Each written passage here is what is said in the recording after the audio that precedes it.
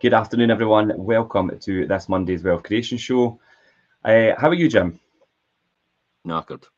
The reason I asked first off is we were just having a wee chat off camera there, and we were just talking about. Well, you just done a wee video, I think, before we come on here on your Aye. page, just about how what actually goes on in the background and what it actually takes and things. I tell you So what, I yeah, did a post. I did a post, and I need to I need to talk about this. It's actually quite interesting. I'll get it up just to remind myself because it was straight off the top of my head, and I thought it's quite relevant because a lot of people actually see, oh, it's okay for him. He's just successful. He's just so lucky in what he's doing, and it's like it's no real luck at all. I mean, I managed to get through the weekend and still managed to pull out the bag. Now I was doing all the Fife Fest or the interviews yeah, and yeah. I've seen it all. live stuff and all the rest of it. So, and I did actually say, so why am I discussing the struggles that no one else normally sees? Hmm. Because I don't think everybody realizes this. What happens for everybody in the background is how you deal with it is the main point forward from here. You remember, success is a journey, and it's all about discipline, being consistent, and taking action. Hmm. And that's the message I really want to put forward to other people, and especially the younger generation, because actually get this clearly different message, whereas it's not really about hard work, it's just about luck and good fortune. Yeah. Most of them get that anyway. It's about luck and good fortune, and you just land on your feet, and so it just so happens you're an overnight success straight away. Well, newsflash, it doesn't happen like that. It really And is you hear a all lot about of hard people work and saying, yeah, determination. Yeah. So it doesn't just happen. You've got to make it happen. And for goodness sake, do not become a spectator in life and watch it happen for someone else. This has to happen for you, and you're the only person that's going to make it happen for you. No one else is going to come and do it for you. yeah, This is actually a really interesting quote which lifted my spirits today. Because, yeah, I'll admit it, sometimes I'm just not on that. I'm not on that part. You just don't see that. yeah. And you just don't see that right now because I've now gone from under this level of elevation. So here's my energy level right now. Here's the normal level. Here's me right now. And I just pull out the bag and I'm up here right now. So the adrenaline's rushing, everything's rushing. You feel excited and we're on this show. And then immediately the show's over, I'm right back down here again, straight away, Hmm. because I need to conserve my energy. But the message actually that Tony Robbins put on, now Tony Robbins is I would say, consider a mentor, even though I got the chance to meet Tony, but unfortunately I just brushed him off and thought, I'll see you another time. But that's another story. I did meet Yeah, him actually, but I didn't get a picture with him. So he actually goes on to say, and this is one of the things I actually said in there. Well, I've actually put it on as a photograph. Only those who have learned the power of sincere and selfless contribution experience life's deepest joy, which is true fulfillment overall. And that, for me, really puts it into a nutshell yeah. about the people that usually go on to succeed are the people that actually do that. So yeah, I thought I'd tell that story in the very beginning. Uh, Welcome to the TikTok brigade at the I was side of just going to do that after you me. stopped. Like TikTok's no seen us actually or heard us for Yeah, I about know. 3 weeks, A couple of weeks now, yeah. and to be honest, they've probably no missed us at all. I was going to say, obviously, as Still well as the there. normal platforms, Jim's back in the studio, so he's got his The TikTok brigade and the Instagram brigade, and we're Instagram just going, and who cares about you? TikTok live. I'll Yeah. get all the usual abuse from the TikTok brigade. It's like you're not supposed to own more than one house and all the rest of it, and all the rest of that stuff. And like, Oh well, I I've suppose got a it keeps it problem. interactive. So So, but this is actually quite interesting. We're going to talk about this. This is your. yeah. I spoke to Just the Brave yesterday, who is Scotland's biggest boy band. Uh-huh. Scotland's biggest boy band, Just the Brave. I spoke to them about, what's your ambition? Where do you see yourself, and who do you take your energy from, and who do you take your inspiration from? Hmm. And they were all going on about the fact that, oh, it's maybe, I don't know, Mahatma Gandhi, or it's, Rolling Stones, Mick Jagger, or Yeah. something like that. Something that inspires them. It was Somebody quite probably more, influential. Yeah. to be honest, are influential to them. I probably don't know about today because I'm old. However, one of the guys actually came back to me and said, what's your where do you get your inspiration? Where do you see things? And I went, well, I actually take my inspiration and from who I'll be the person in the next 10 years. And this is actually quite nice that we've talked about this today. We're going to be talking about the future self versus your present self.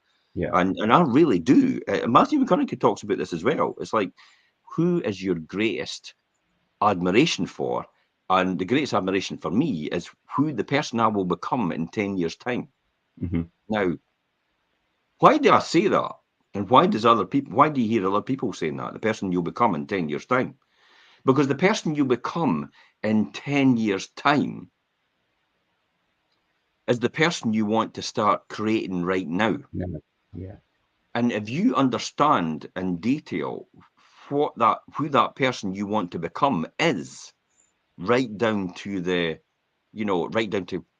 what you do and how you serve other people and how you look after other people and what type of person you are and how you think, if you get it right down to the detail of that, you'll start working towards that, and your mentality will move towards that as well. You'll start to be that person. So by the time you get there, it's a classic that we get to award ceremonies and everybody goes, Jim, how do you feel about that?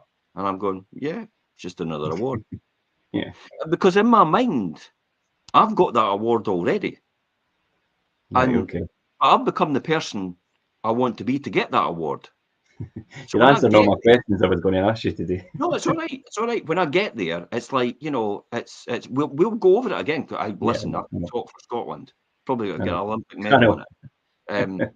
But you could ask me again, that's fine. But it's the person you want to aspire to, the person you want to be, will be the person you're going to start creating right now. Mm-hmm. And if you don't have that vision of yourself in the next 5 or 10 years, it may sound cliche and it may sound boring to some people. And it's like, no, everybody asks you that. It's like, no, but it's true. That's the person you become. You become what you think about the most.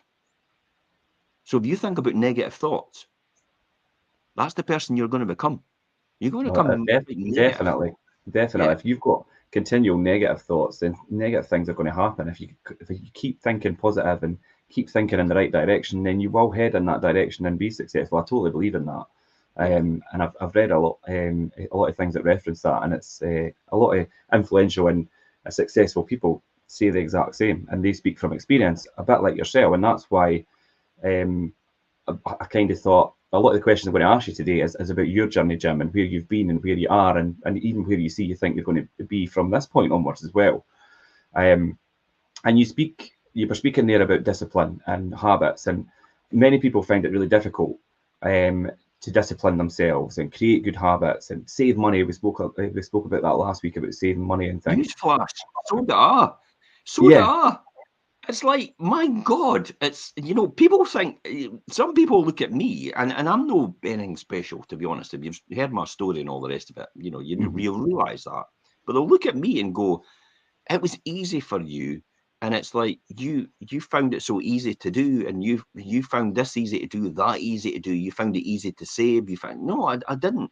I had exactly the same circumstances other people would have. But all I've done is gone right back to the core fundamentals, which is discipline, consistency, and actually doing something, taking action. That's the key. And even though you don't take action, just take action the next day if it doesn't happen today. Don't let it put you off. Yeah, I think I totally agree, Jim. And obviously, people that maybe don't know you maybe have that outlook. But to me, your story reflects you're just a normal boy that grew up in Leaving and made things happen for himself. Do you know what I mean? There'll be people on TikTok going, "Who the hell's he to think he's that great?" Like, I'm no. Yeah. But I even have people, I do talk about this. I talked about this yesterday, and people sometimes come onto my posts and go, "I can't stand that guy." And my first response to that is, I can't stand him either, but I've got to put up with him for the rest of my life. It's easy for you. You can walk away. You can switch him off. I can't. I've got to live with him. But back on topic for today, and obviously everybody has that subconscious, like the present self, and they have that future self as well. And unfortunately, these two selves have different motivations and things. And they always have a different amount of influence, because obviously present self is now and future self is obviously in the future. So it could feel like a constant battle between the present and future you if you are trying to progress and be successful and get somewhere. But if you could get it right, you can really grow yourself and your wealth exponentially with compound growth, and we've spoke about that in previous shows as well. If your future self could really, if you could win these small battles, and your future self can be where you want it to be, and be consistent with that basis of your journey to your future self. You've nailed it. It is the small battles, and it's the battles within your mind. It's the 6 inches between your ears and the brain in here that will determine how successful you are in the future. It's got nothing to do with this. It's not the body. It's everything to do with here.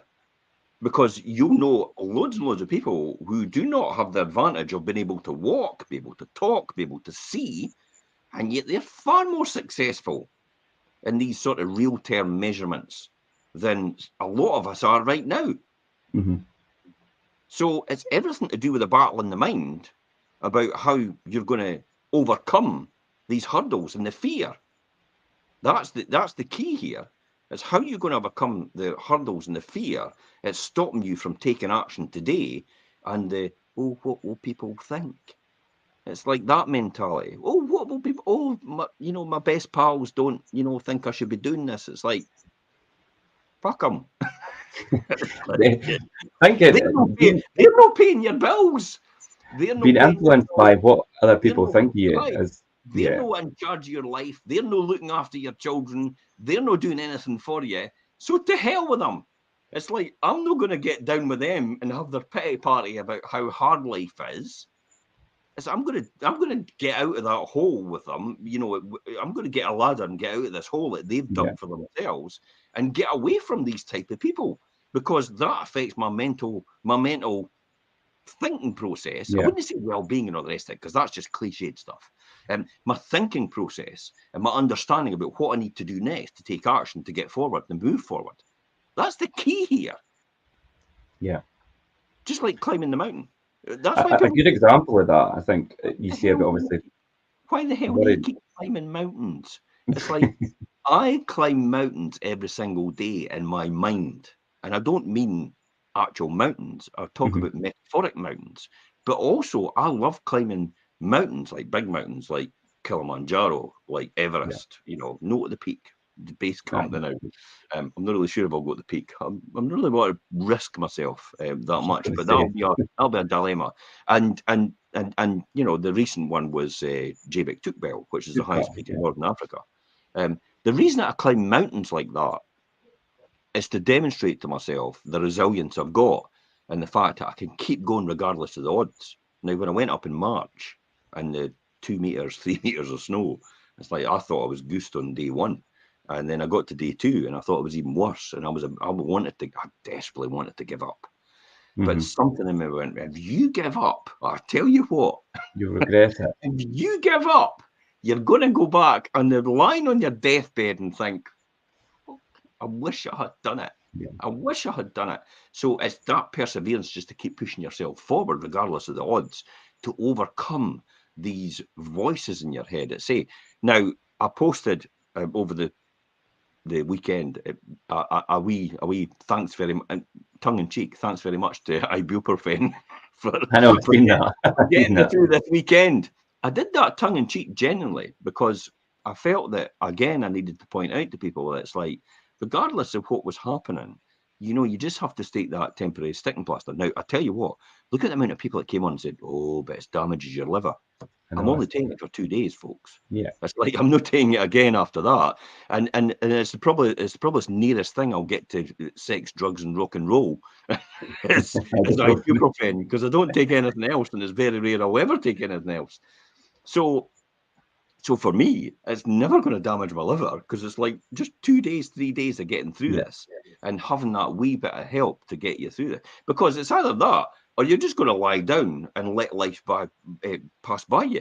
And these 2 days that I could have had, which will go on to benefit me immensely in terms of, let's be honest, self-promotion, because that's essentially what I was doing it for, will be there historically laid down in video all the time for my brand and for myself. Yeah. That's worth the price. I've just got to say that makes it worth it. Yeah. I will do today what others will not to achieve tomorrow what others cannot. Yeah. So that brings me on nicely a question I was going to ask you, and thinking about, obviously you say about all your journeys climbing mountains and things that you do now as your current self. When you think back, did you ever look ahead at your future self, and if you did, how did you visualize that? Did I hell? Did you not? That's not the answer I thought you were going to say. Did I hell? Okay, right, okay. Oh, do you honestly think I just popped out the womb and I started thinking about my future self? It's like, No, but I mean, when you no. started on your journey and obviously your But whole aspirations and Richard, goals. most people don't look at it like that. You're assuming that everybody understands what that journey is. Yeah. I've gone through exactly the same process as most people have done in their whole life. And And made most all the people are still mistakes. trying Yeah. to overcome it right now in their 40s and 50s and 60s, is overcome the fear and the anxiety and everything that's in their mind about, how do I start? Where do I go? It's too much effort, all the rest of it. I overcame most of this and started to reprogram my mind. Oh no, we're talking about brainwashing now. So you can hear people out there. It's like that's their excuse for no doing anything, by the way. And that's what they say to themselves. I'm not wanting brainwashed. What? To get off benefits and actually have a successful life. That's not what you're wanting brainwashed into. Will it affect my income? It's like, what? If you're making £12,000, £10,000 a month or whatever it was, you're really bothered about your £50 a week income on benefits. Yeah. Hello? McFly? It's like, but that's where I started as well. That's the sort of thing I started with as well, and that's the tough talk that somebody talk to me about. How will it affect me? Well, if you earn more money, let's say you'll pay more. Oh, but I didn't want to pay more tax. Hey, the more tax you pay, the more money you're earning. What are you bothered about then? It's a trade-off. You don't want to earn anything else. I didn't want to pay more tax. Well, good luck. You'll not be earning more money then. You'll just stay where you are then. Exactly. You'll stay exactly where you are right now. And good luck if you love where you are right now. But I'll tell you, 95% of the population, I know 91% are in jobs they hate. Very few people, 9%, and I'm included in one of that 9%, are the people in this country that love their job and get up every day and love to do what they do. I'm so privileged to be in that 9%. Because 91% hate what they do and they just still keep doing it because they think they've got no other options. Yeah. Newsflash, of course you do. You just can't see them. And this is why your future self, you have to determine what that is, because then what will happen is you'll start to see all these opportunities in front of you. You'll start to see all these things appear in front of you. And people go, oh, it's laws of attraction. No, it's no. It's you're beginning to see because you're opening your mind. Yeah. It's no attraction or anything other than they've always been there right in front of you, but you've never seen them because you've never been open to that suggestion. I'll give you a classic example of that. You buy a new car and you think no one else has got this car. How special are you? You And see you get everywhere. the bloody second cars the same as yours. I know. And it's like, wait a minute, everybody's got this car, but you don't notice it until it becomes your focus of attention. So this is why it's important to talk about what is your future self. And what I did, I started to do that because I started to read the right books. It was my mentors that told me, you need to read this book, Jim. You need to read that book, Jim. Because they understood where I was based on the fact that they've had been there before. So they understood what I needed to read next in order to overcome the hurdle. But I didn't know I needed to do that because I'm not there yet. If I was there, I wouldn't need them. And that's the key. So that's how I started. I started to see my future self because I started to read the right books and I started to plug into the right systems and I started to associate with the right people. Yeah, I think that's a really important one. It's a really important one for me as well, about who you associate with and how they have an effect on you and things. But I think the reason I asked that question that you answered not the way I thought. It's because I was more thinking, I know that at one point you thought, I'm going to be financially free, or, do you know, or potentially I'm going to be successful and be a millionaire or whatever. You kind of had that focus at some point. So, I Two mean, things. go on. Two things I wanted to achieve, and I had no idea how I was going to do it. That's like Donald Trump. I had no idea. It's going to be great. It's going to be wonderful. It's like, I could just imagine that. I'm not a big fan of him, by the way. No. Just that some of the mannerisms sometimes come out like that. There's two things I wanted to do. I desperately wanted to retire before I was 40. Yeah. And the other one was I wanted to be a director, a financial director before I was 30. Mm-hmm. So I wanted to retire financially free before I was 40. I wanted to be a financial director before I was 30. These are the two things. And I had no idea how I was going to do that. But I just knew if I worked towards that, it was going to happen. And this because I used to look at my future self and say, okay, this is what I want to do. And then all of a sudden, all these opportunities start to appear in front of me. And some of them were just like, nah, that's not going to work. That's not going to happen, and all the rest of it. These were just sidetrack things until I actually got into my zone and got into exactly what I was meant to be doing. That's probably the most important thing. It was the two things that really drove me to do that. I was never a person who was like pensions and all the rest of it. Mm-hmm. That was never me. I always thought, well, what am I going to be able to do with the money? And somebody else has got control of that, and I'll never get it till I'm 65. And in my mind, I was never going to make it past 40 anyway at that time, because my lifestyle wasn't that great in terms of how I was living that life. Mm-hmm. So I thought, yeah, you're never going to make it past 40 anyway, so you may as well live life now. You're thinking you're never going to see that, and yeah, because but yeah, I mean that ends in the middle at the same time. There is no that's candle really left. that's really prioritizing your future self, and like you say, the first stage of that is really imagining what your future self is going to be. Yeah. And that might be easier said than done for a lot of people, I think. But the idea is simple enough, I think, to actually imagine your future self. But maybe some people find it a lot more difficult. And to be honest, I do always think of the future myself. But then if you actually sit for a minute and try and imagine your future self properly, maybe it isn't always that easy for everybody. No, it wouldn't be. You're never taught to think about things like No. that. That's all.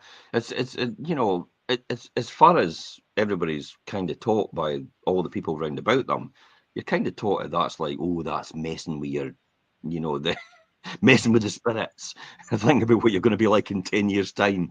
It's like, or people just don't want to think about it because they don't think they'll ever achieve anything. Therefore, they don't want to disappoint themselves. That's that quite would be that's a lack of self-confidence and self. Newsflash: most people have lack of self-confidence. Yeah.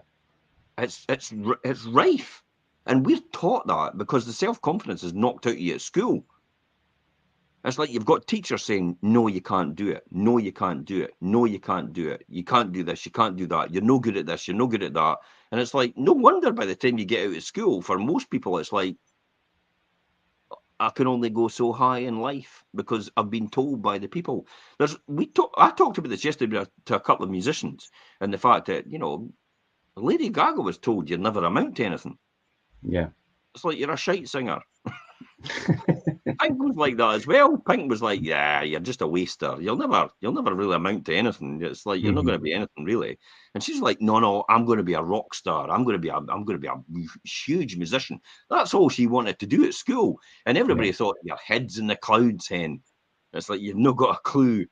And all our guidance teachers and everything round about her just didn't have any belief in her at all. But she had complete faith in herself that she was going to, this is what I'm going to do, because she saw her future self. That's key. She saw her future. These people see their future self. They see where they want to be, where they are, and that's why it's so important to them. That is the vision they've got of themselves. So that is the future they're going to shape for themselves because that's what they believe is going to happen in the future. So they work towards that. You get what you expect.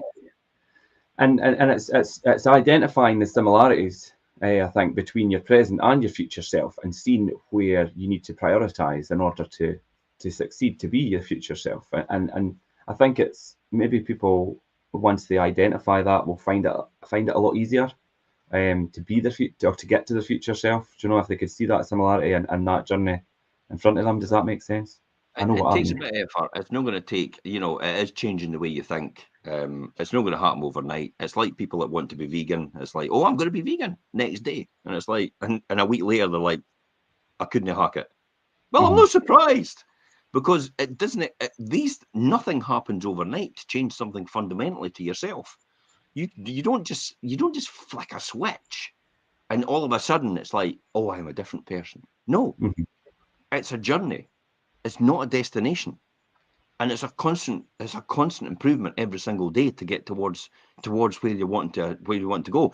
But if you've got no idea about where you want to go, you're never going to get there, because you're just wandering aimlessly in the desert. Hopefully that makes sense to a lot of people. Yeah, If you it don't know does. where you're going, you don't know how to get there. So you're just going to wander aimlessly, and then you're going to wonder, what am I doing? You're going to wake up one day. This is the midlife crisis brigade. This is when they wake up one day and go, what the hell am I doing? I'm going to be doing this for the rest of my life, and I've only got 20 years left. It's like, I need to buy a new car. I need to live life before I've none left. Yeah. My life will be fulfilled when everybody acknowledges I've got a new car and a bigger house. And it's like, no, it's no. That's not going to do it for you. It's not going to make any difference to your life. You're just going to get totally pissed off at the fact that you've spent all that money on a new car and a bigger house about 1 or 2 months into it, because it's not going to fulfill you at all. It's just material stuff. It's just stuff, things that you buy to impress people that you don't like. It's like, look, I've got so many likes on Facebook. I couldn't care. You do get that. There's people that you've got to understand. If anybody's showing you something right now, we could be included in that. If anybody's showing you something right now about new cars that they've bought, about something that they're doing, new houses and bigger houses that they've bought, about legacies that they're leaving to their children and stuff like that. I've said it as well. All these different things. If they're doing that right now, that is the bait on the end of the hook, and you are the fish, and they're trying to catch you. They don't actually own most of this stuff. It's borrowed, it's financed, it's not bought outright. It's there as smoke and mirrors to show you, to attract you to what they're actually trying to sell you. But this is you've been caught. If you go on these courses, if there's no fundamental benefit to you, why you're going on it. I'm not saying don't go on courses, but no, the right courses, people can learn a lot. Think about why you're doing it. Yeah, it's a classic when you're at that course, they go the and be upsell all the careful way to through. sell it. By the time you get to the end of it, most people have signed up to the next course. But that's what the first course was all about. Getting you onto the next course so they can upsell you. That's what you've got to wonder about. Why are you showing me this right now? What is your drive? Why are you telling me about this? What is the whole point of this? Why are you trying to get me into your tribe? Why you get me to join something? Groucho Marx famously said, I've never joined a golf club where they've asked me to be a member. Because they've clearly asked him to be a member because they need something from him. Not because he'll benefit from it, because they need him for it. Yeah. So that's things you've got to think about as well. I know we're digressing out of that, but this is all about being your future self from where you are right now. Because where you are right now for most people is you've no idea what you want to do, where you want to go, but you just want to have something better. You want to succeed in something. You don't know what it is though, but you just have that burning deep down desire. And you want to succeed, whatever success is for you. Newsflash, I know how you feel. That's exactly. Well, I was just going to say, Jim, you've obviously been there, done that, and still on your journey, really. But I mean, what kind of things did you really have to change? What was the most important things you really had to change then about your present self to get you to where you are now, to reflect your future self as you are now? And indeed, even maybe what do you have to change now to get to where you want to go? I don't know. My mindset more than anything, and it is a cliche thing about well, anybody could say mindset, but what were you doing? Well, I was listening to the right people. I was in with the right groups and right mentors. I was listening to the right podcasts. I was reading the right books. Do you I know was that's attending. one for me that obviously I'm still I struggle to read as much as I should, and I know that it's going to be beneficial. It's just I need to discipline myself to do it. Do you know what That's I've just bought? one thing I've for just me. bought, and a lot of people will be like, "Wow, really?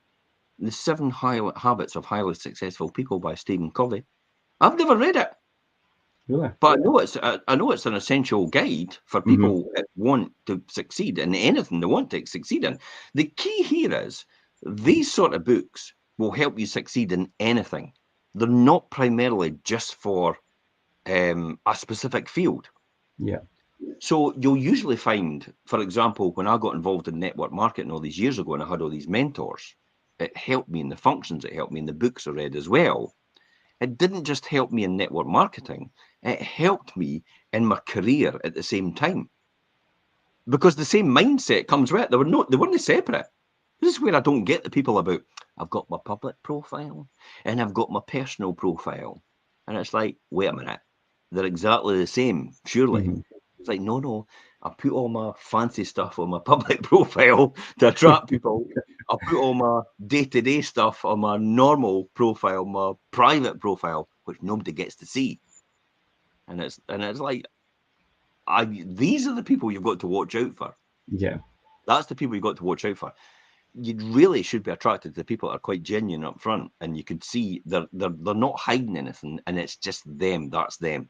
That's what you have. That's who you get. That's who you align with. That's where your beliefs and your moralities and all the rest of it do. So coming back to what you're saying, it's about changing my mindset, changing my focus, but also changing probably the group of people that was round about me. Yeah. Uh, Yeah. I mean, I think definitely you could say mindset generically, but I think it's really about focus and discipline. For me, anyway, I think as I would agree that is something if you get that right, and discipline yourself to do things like reading and have a right focus on what you want to do each day and where you want to be and how each day doing that little bit could improve or will improve you. If you could get that kind of rhythm going, then I think you should be on to a winner. Well, you know you will be because you've you, obviously put it into practice. I'm still obviously at a different point in life. you know when you become moderately successful in whatever it is you're doing, Hmm. when the people around about you have always been with you, say you may be working a bit too hard, you may be overdoing it, or Have you heard that before, Jim? geez, all the time, or that's maybe no for the likes of you or us or whatever. It's like, what? Hey, speak for yourself. Hmm. It's like, what do you mean for the likes of us? It is for me. You maybe choose not to have it, but I'm not having it. And then they start to say things like, well, money's not everything. Hey, have you tried it lately without it? Yeah, Have you tried I know. life lately without money? Because it's, Especially life now without enough money. Yeah. yeah. Bill O'Brien, Fred Hardties, the people was some of my mentors at the time. It's like, they used to say, it's like, try doing without money. It's right up there with oxygen. The Hmm. one subject that everybody talks about in life every single time, even though they say money's not that important, is money. And it's usually the lack of it. That's what they Yeah. talk about most of the time. Money and the lack of it. So for anybody to turn around to you and say, well, money's not really that important, it's about happiness and all the rest of it, it's like, I tell you what, I maybe be a lot happier with a lot more money. I think it's But like the have you people. tried it lately? That's the key here. I used to say to people, what have you tried it lately like? People always say, It's and quite obviously everybody's heard it, that money doesn't buy you happinous, but you'll be damn miserable without it. Do you know? Yeah, That's well, there is a wee bit here. You've got to, when you look at some of the African countries and that are visited, when you're going Mhm, climbing, yeah. you see the abject poverty they're in, and they don't really have two pennies to rub together, and they don't have much at all. But I tell you what, they're pretty happy in what they're doing. Mhm, So yes, the phrase of money doesn't buy you happiness is probably a strong correlation between money and happiness. But I say to people when they say that, have you tried it lately? Because it's like if you've not tried it, you can't sit there and say that. yeah, would agree. But I mean, and just to double back on prioritizing your future self, and obviously we spoke about imagining your future self, and the similarities between your present self and future self. But I think it's always important to make the most of the positive things along the way. And I think appreciating that the journey in any direction, whatever your journey is and what your goals are, you're going to face challenges along the way.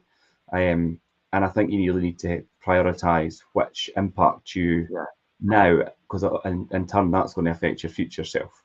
Here's the key here, Richard. When you use words like challenges, we use words like challenges, but to somebody just starting out for the first time, it's AKA difficulties.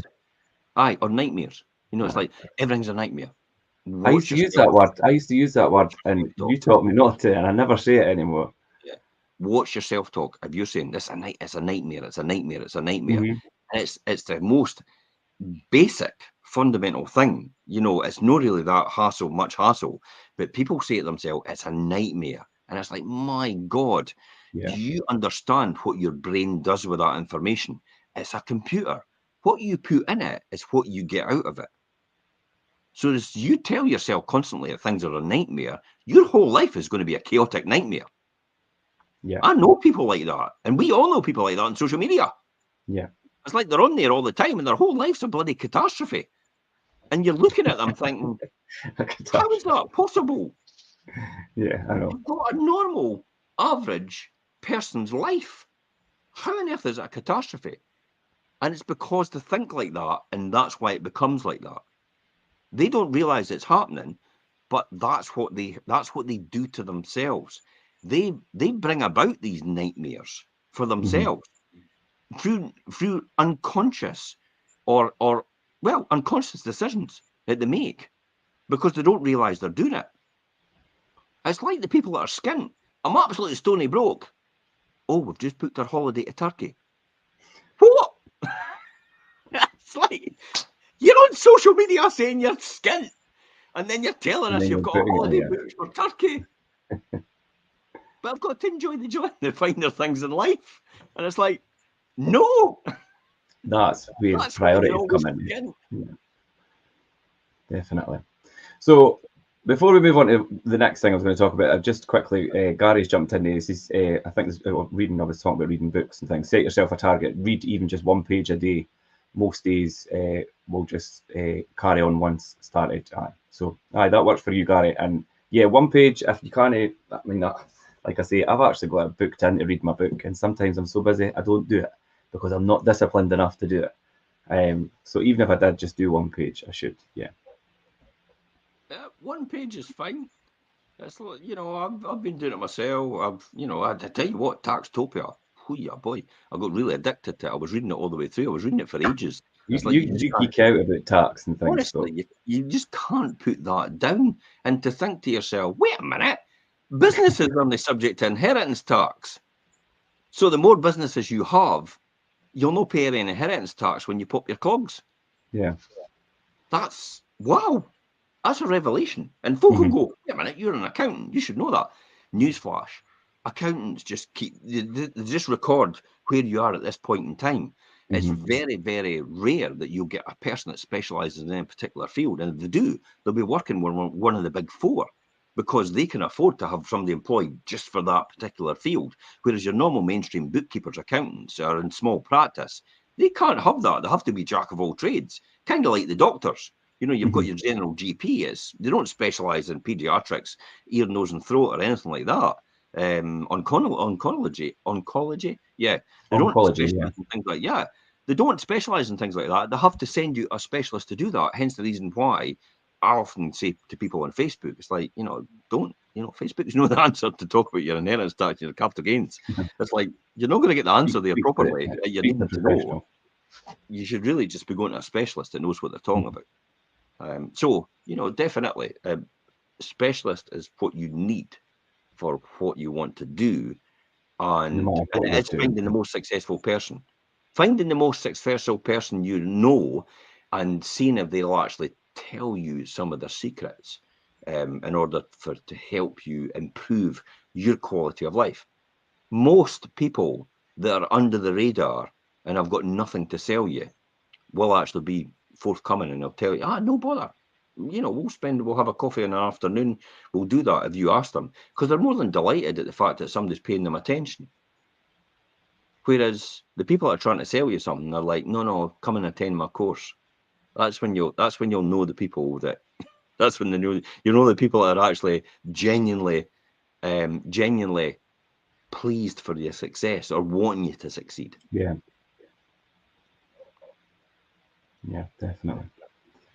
So I thought we could also have a wee bit of time talking about. I mean, people obviously that are on their journey, maybe watching this, will be thinking, right, okay, so my present self, my future self, and I thought we could talk about ways maybe to strengthen that connection. If that's what kind of mindset you're in, and how are the best ways to do that? Yeah. And again, obviously, this is just us having a chat. So I mean, if somebody says, "Oh, you said this, it didn't work," it's only just what we are discussing now.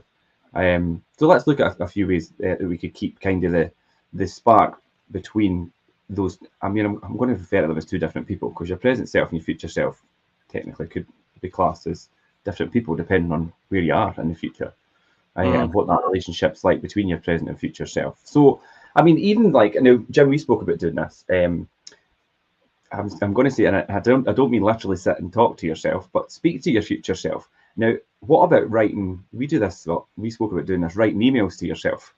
Now, just if you forget something through the night and write an email. But what about like maybe even actually writing? I mean, I didn't mean a big, massive email, but write something to the person that you expect your future self or would like your future self to be, and then even respond back and see where. I mean, do you think that would get you anywhere? Oh, yeah, probably. Yeah, I mean, it's probably a good way to start. And again, we'll come back to saying it's not something you would normally do. This is where No. in order I talked about this the other day. How does a person become extraordinary? So Mm-hmm. how do they become extraordinary? And it's just because they keep doing the extra from an ordinary person. So they're just an ordinary person like everybody else, and they just do that bit extra. It makes them extraordinary overall, and then from extraordinary, exceptional. But it is actually doing something it's a bit different. Unless you do something different, you'll be exactly where you are for the rest of your life. Mm-hmm. You have to change in some shape or form, and the only consistent thing in this world we've got right now is consistent is change. Bit Yeah. an oxymoron, eh? Consistency, change, Mm-hmm. because And that's what people. it is. Change is inevitable in order for you to improve and grow and actually be more successful than you are right now. If you are successful, I mean, if you're a millionaire right now, you're never going to be a billionaire unless you change, because you've got a millionaire Mhm. mindset. You have to think like a billionaire then, if that's the case. That's the future self. You Mhm. have to begin to think, how does a billionaire think? And then that's when you have to get in the podcast with all the billionaires and sit and look at And them see and what they're analyze talking them. about and what they Yeah, recommend. Yeah. aye. The Warren Buffetts, the Dan Pinas, the Jeff Bezos, all these people that are on podcasts that are billionaires. It's like, what the hell are you doing that I'm not doing? That's the first thing I think. What are you doing that I'm not doing? And then I start to see several of them, and it was like, oh well, wait now, there's a pattern there. Mm-hmm. Yeah, I'm not saying I want to be a billionaire, but if I can make the money, it could be a billionaire. I could give a hell of a lot more away to Yeah. people that need it. That's what I think. Mm-hmm. So if I could make that more money than I ever made before, I could give a lot more away. And we go, oh, there's a tax dodge there somewhere. No, it's like, this So is do you think? generally what I want to do. It's like, if I can make the money, I love the journey. I love the journey. I've fallen in love with the Yeah. journey completely. So the more money I can make, the better the journey is for me. But it's the ultimate goal is just to give most of it away anyway. Because I've got a level of lifestyle I quite like. I've got no desire to buy a yacht. I now Yeah. know after reading Taxtopia that most massive yachts are bought as non-domicile, so people can avoid tax. Yeah. Because they're not registered. Yeah. Do you think, Jim? Like you say, you've no burning desire to be a billionaire, but you do listen to and follow quite a lot of billionaires and successful people. Do Yeah. you think that you've got some insights by listening to them, saying, "Oh, right, that's how that works," and that, and do you start to see a pattern how you could then progress to that stage if you really wanted to, or start on that journey? Yeah, Yeah. absolutely. It is. You notice all these people. I mean, even multimillionaires. There's lessons to be learned there as well. But you've got Yeah. to then wonder if you're. The classic example is, I used to get financial experts phoning me up, and they would say to me, oh, I could help you make this amount per year, and I could invest your funds for you, and I could do this for you and that for you. And I used to be quite cutting with most people at that time. Newsflash, just a surprise. I used to be quite straightforward with people, and I am, because you've got to think about it as your wealth at the end of the day they're affecting. Yeah. Is I used to look at these people and say, okay, I tell you what, if you write down your net worth, and I write down my net worth, and if your net worth is bigger than mine, I'm quite happy to listen to you. I'll listen to you. Yeah. I'll listen to you all day long on what I need to do to be at your level. I'll listen to you all day long. I could, music to my ears. Mm-hmm. And most people, most financial advisors are like, oh, okay then, I'll see you. Bye. It's like, because it's not me being big-headed, it's me being straight to the point about how the hell is somebody earning less than you meant to advise you on how you becoming more wealthy and what you're doing if you're already more wealthy than them? Mm-hmm. It's practically impossible. Yeah. Unless they're a specialist in a field that you need in order to help you because you understand what you need to do next. That's the only reason you'd be using them. Mm-hmm. So that's probably one of the key things I learned earlier on from my mentors. It's like, they used to say the same thing. It's like, you write down your net worth, I'll write down mine. If yours is more than mine, I'll listen to you all day long. So I think that's the thing you've got to remember when people give you advice. It's like when we're all pissed as a fart down the pub, and everybody's giving each other financial advice, and it's like, what are you doing then, John? Oh well, I'm unemployed, and it's like holy shit. It's like, really? And you're advising me on my pension and my future, and you're unemployed. What, with nothing. Don't take advice from people. That's probably the short answer. Struggling to get by, maybe a broken marriage. The kids didn't live with him. He's not got a car anymore because it's been repossessed. And it's like this person's at the pub, rat-arsed basically, trying to advise you on your financial future. No, that's not happening. But we will take advice from people like that because it's sociable. It's sociable for people to listen to that. And that's the sort of thing you've got to watch goes into your mind, because that will go in. And what goes in comes out. Your self-talk. It goes round in a spiral. Say, woo, loopy. That guy's nutter. That guy's a nutter. It's like, that's the type of thing you used to do when you said somebody was crazy. Yeah, but what goes round in your mind comes out as well. So what you're putting in comes out eventually, in your actions, in your words, how you're dealing with people. That's really what happens. So you've got to watch what's getting in there, and that's where reading books and listening to the right people builds that what we call mental muscle. You have to build a mental muscle. This is the thing you have to overcome. This is the thing that's going to set you free. This is the thing that's going to actually push you forward and actually make you an absolute fortune and build your wealth over time. It is your brain. It is not your body. Because you could get anybody to do the job with your body that you would do. It's the brain and the way you think is the most important thing. So most people will use the brain. If you're being misinformed or taking in the wrong type of information that's not really relevant to where you need to be or going to help you get to where you need to be, it could really knock you off track, and make you lose focus on what your intentions was initially, or your goals and things, if you're listening to the wrong people. And it's all about surrounding yourself with the right people and listening to the right people and reading the right books and things. Definitely. I think in terms of the connection between yourself now and in the future, I think as well it's quite good to keep in mind that there's consistencies between the two people. Although you might want to be somewhere really successful in the future, you're still going to be the same person. There's still going to be some consistent things between those two people, the future and the present. And it's good to keep a focus on them, I think, as well, because that will it could be a wee bit overwhelming, I think. So to kind of keep yourself grounded, and maybe minimize the risk of anxiety and all the rest of it that goes with it, just keep in mind that it's still going to be the same person and you're still going to have a lot of the same things. You're just going to be in a better place, probably maybe mentally and ultimately So financially and things. here's a wee revelation right now. I have not got any clear vision about where I want to be in the next 5 to 10 years.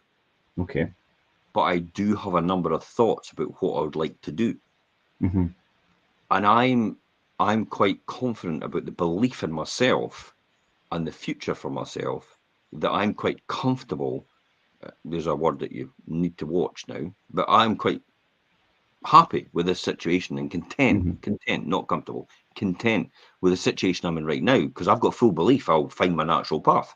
Yeah. But I have a number of thought processes about where I want to be, and it's just about as you get closer to that. You know how you're in the, you know how you've got the fog, and you're behind a car in the fog, and you've got the fog lights on, and you just see you don't see anything, then you get closer, and you begin to see the red, the back lights, the fog lights, and then you get a wee bit closer, and you begin to see the back of the car, and you see the registration plate, and then you get a bit even closer, and you begin to see the boot and the shape of the car, and then you start to see the make and model of the car. That's kind of how what life and the journey is. Mm-hmm. It is really like that in a metaphoric way. And the fact that you've maybe not got any clear direction about where you really want to go, but you have the belief and faith in yourself. The fact that if you keep doing a certain thing or approaching a certain way or being disciplined and consistent in terms of what you're doing, in terms of what I'm doing right now is what I do. At some point, it will take you down a natural path of this journey you're taking. And you'll find a natural thing that you'll fit into, because we don't all fit into an accountant driving the desk. No, everybody's different. We don't all fit into, an estate agent just going out day in, day out and just signing up properties and having no other involvement with anybody else. We don't all fit into these sort of jobs. And I think that's maybe why 91% of the population don't enjoy what they do, because they're in what I would call jobs. They Yeah. don't have any variety. They're not able to vary any variety, because you're literally, and I'm going to offend some people here. You're literally just a trained monkey. Yeah. You're in that job to I think if you're in a job where you don't have, stamp that, move that bit of paper to here, and then stamp that there, and then pass it on to the next person. That's literally what a lot of people probably feel like they are, because I felt like that. They were in a mundane job, and they reconcile themselves probably to the point. I'm going to hit a lot of nerves here for a lot of people probably. They reconcile themselves to the point that it's like, that's my lot in life. And I tell you what I'm going to start doing now is I'm going to accept that's where I am and I can't go any higher. And then what I'm going to fill the rest of my life is with enjoyment and holidays and new cars and bigger houses and excess of everything else. yeah. And in order to help myself, I'm going to live for the weekend, and I'm going to self-medicate with alcohol most of the time in order to convince myself, or maybe forget about the fact that I could probably really do better, but I don't Or know I'm how. not where I want to be. Yeah. I don't know how, and I don't know how I'm going to get there. But I'm just going to have to accept this is where I am in my life. That's why people get to their 40 years and 50-year-old and have their midlife crisis. Yeah. Maybe several times actually. Because they get to that stage and then they realise, shit, all that experience I learned Well, now, I wish I'd known earlier on, because then I would have had the confidence to actually be able to do what I was doing and get there quicker. And then that's when they start to blame people like their partner.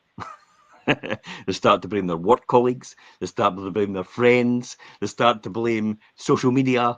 They start to blame the news and the media. They start to blame the government. They start to blame everybody else except themselves. themselves. Yeah. Yeah. I'm going to actually, before we finish up, I was going to talk about older age and thinking about yourself and visualizing yourself a wee bit further down the line. And even we touch on it quite a lot on your deathbed and regrets. But I just wanted to come back there to Jim. You obviously in your journey have made a lot of changes, whether that be health and diet and just a lot of things. And visualizing the best version of yourself can really maybe make a lot of sacrifices and things that you make along the way, and changes worthwhile because you know that ultimately you keep visualizing that best version of yourself. That's your goal. Is that something that is important, do you think, along the way? This is a really good question, and this has just actually made me thought and think about this. I have that ultimate goal to be the oldest man to run 100 meters. Yeah. And I stopped drinking alcohol. Mm-hmm. I stopped drinking. I stopped taking caffeine. I became plant-based vegan. Yeah.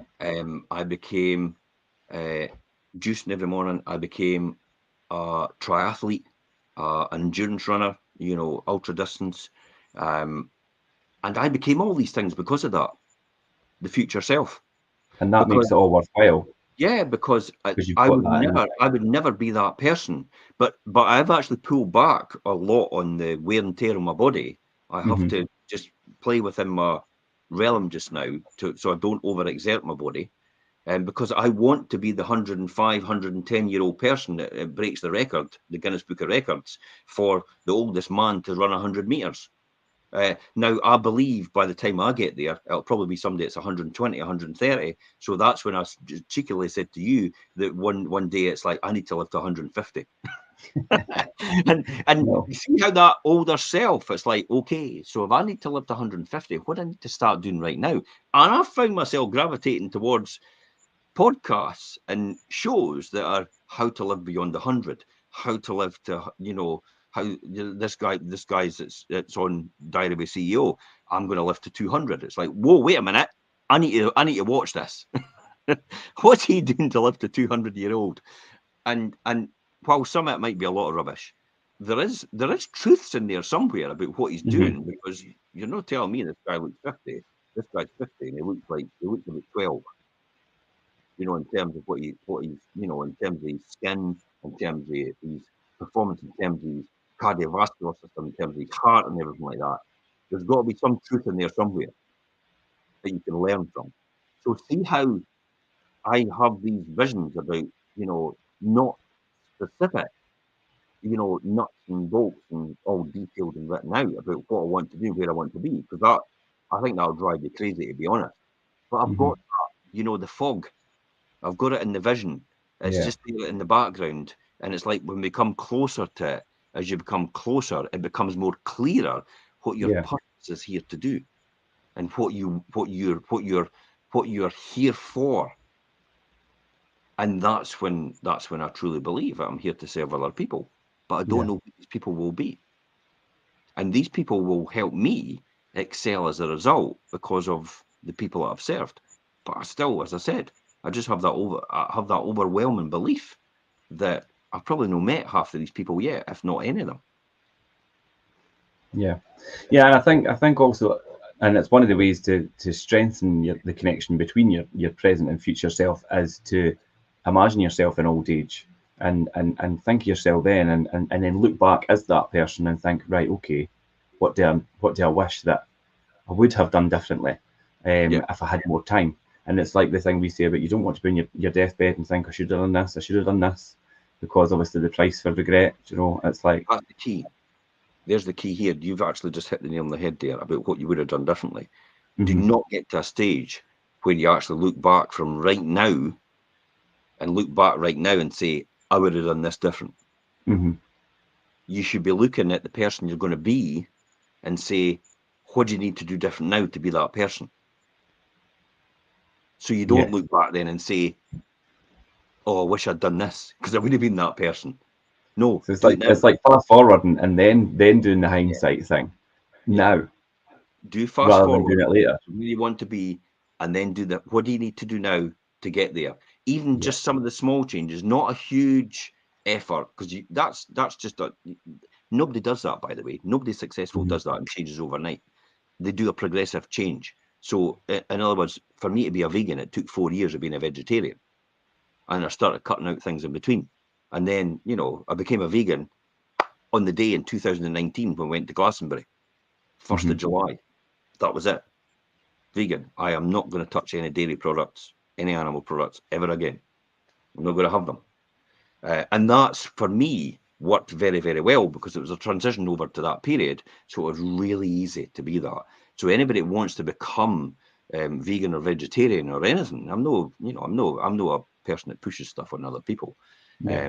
I'm just a person that observes other people's lifestyles and think to myself, actually, what they're doing is probably the right answer. That's possibly what I should be doing as well to get what they've got. See the success thing? Yeah. In other words, look at them. What have they got? Is that something I want? Yes. What are they doing to get that? Okay, I maybe need to adopt some of that as well to be there in the future. Looking at your future self, where you are in the present right now, what you need to do to get there. And what you said there brings me on nicely to the bit I was going to finish up with, and it's really exploring yourself and your own personality, and maybe looking at how maybe it's changed over the last few years, looking at whether maybe you've become a bit more extroverted or maybe less trusting or empathetic, and just how you change, and or how you have changed, and looking at that and identifying those key personality traits that you have, and that have to do with morality and how you maybe treat yourself and others around you and things as well. Okay, this is quite a good one, quite a deep one as well. Yeah, that's a good one Here's to the finish profound on. statement. Most people listening to this and watching this right now lead quiet lives of desperation. I'll say that again. Hmm.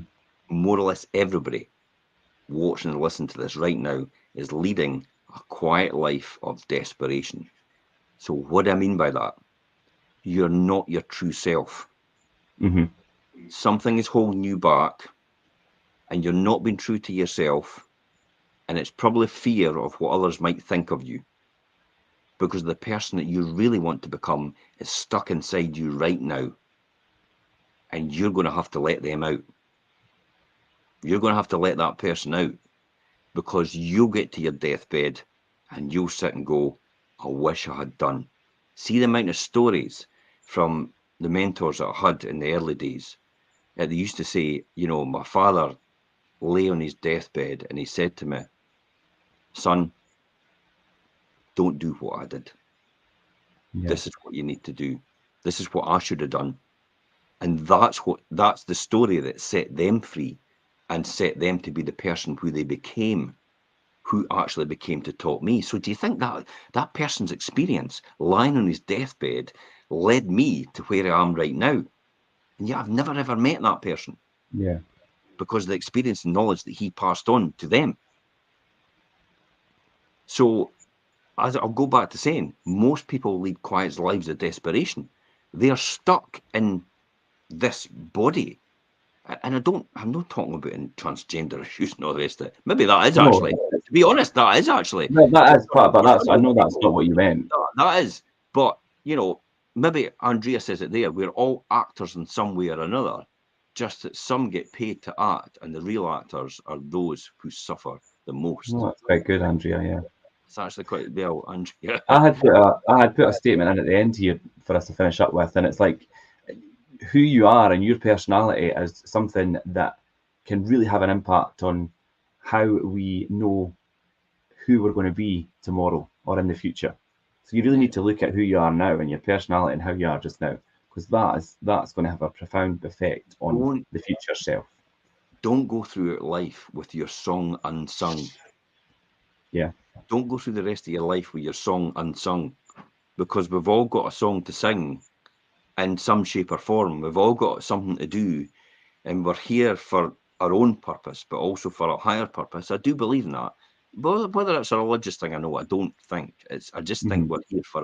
we're here for the betterment of each other and to help each other through this Yeah. process as a collective group and a collective society, which is difficult to reconcile with the fact that we have so much wars. But that's a different thing. That's a self-indulgent, Yeah. selfish motives from different people. Have their own agendas. But as a collective, as a human race, we're here to help and lift each other up and in that process. And the people that actually do that and solve these problems for other people are the people that ultimately benefit and become successful. Now, notice I talked about solve a problem. They help other people, whether it's actually just an app to get your pizza quicker. They still solve the problem. And because Yeah. of the masses, They became wealthy as a result, because that's a capitalistic society we live in.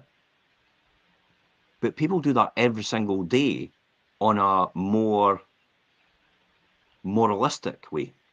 But they don't become wealthy, but they become wealthy as in within themselves. Within themselves, just got to say It's that. not a monetary thing anymore. It's to become wealthy within themselves because they have an abundance of wealth that they've gained out of the True fulfillment. true fulfillment. I go back to saying about what I started off with, about what Tony Robbins said. The ultimate that you should pursue in life is self-actualization and true fulfillment. Yeah. It's not things, it's not material. These are just, I mean, yeah, they help you and they make life more comfortable, and that's fine if that's what you really want, but you'll still be lacking. There's a lot of multimillionaires, millionaires, and billionaires out there that are pretty depressed because they've maybe now, for people that are broke, don't give that as an excuse to say, well, it doesn't make you happy money. Because that's what they do, eh? That's what people that are broke do. People that are skint, that have no money at all, I immediately go, well, see, money doesn't buy you happiness. And they go in their wee clique with their wee group and they'll go, yeah, me, money doesn't buy you happiness, does it? it's like that brigade, eh? Me, it doesn't buy you happiness, does it? And they all gather around each other and support each other about money doesn't buy you happiness. It's like, you know, and as I say, have you ever tried it lately? Because I tell you what, it's pretty good. It's just right up there with oxygen because you need it for everything, don't you? Yeah. Try going to your bank manager and saying, I'm wanting to buy a house, but just give me the money for nothing. It's like, no. I'm trying getting anything. Try getting a service or anything like that. Try getting anything off anybody and saying, oh, could you do this for me? But by the way, I don't want to pay for it at all. Okay, well, how am I meant to survive if you're not paying me? Because I need it as well. So it does. It helps. It definitely helps. Yeah. So I would say this is all about true fulfillment. And it is about serving other people and helping other people in that process. Definitely. Great. I'm going to end it up there, Jim. But I think that your insights are quite good today. Actually, you never answered the questions the way I thought you would. So it just shows even I don't know. So it's quite good to do that on the cuff and hear your insights for your journey and things, especially when it's about tackling who you are now and who you're going to be in the future, and which a lot of people will be thinking about if they're on their own journey. See what I mean about people truly don't understand who you are, and they don't get you. They don't get you. Most people don't get me at all. I attract a certain amount of people that come to me and use me as an stage because they get me. They understand me. They align with me. But some people, quite a few of them, actually just make a conclusion about who I am without actually even knowing me at all. Yeah.